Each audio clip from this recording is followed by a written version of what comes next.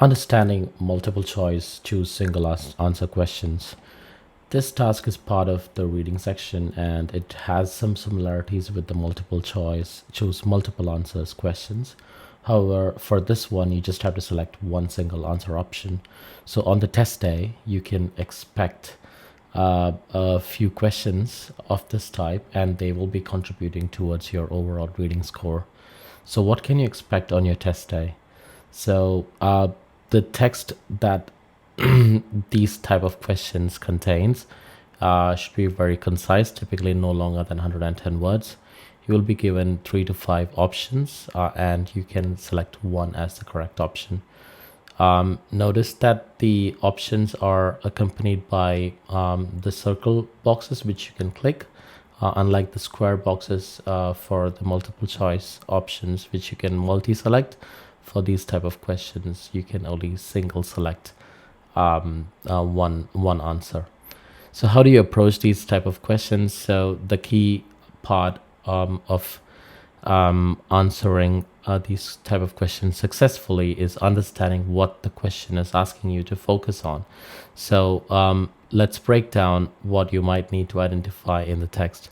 So some things include topic, theme, or the main idea. So some questions may ask you to identify what is a central subject or the topic or the theme or the main idea of this paragraph.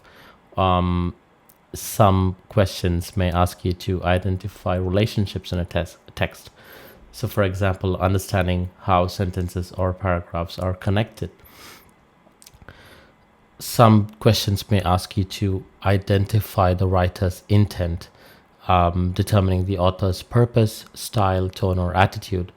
Some questions may ask you to identify examples or evidence in the text that back up the ideas.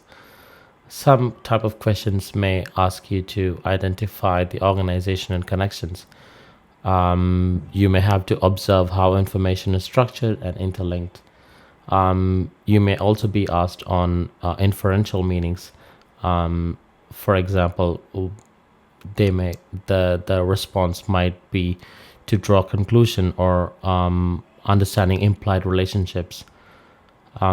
The question prompt is what you must focus on. It'll guide you on what to focus on, so read it very carefully. A clear understanding of the prompt will significantly improve your chances on selecting the right answer. For the timing and preparation for these kind of questions, allocate about 90 seconds, roughly a minute to a minute and a half for each question of this type.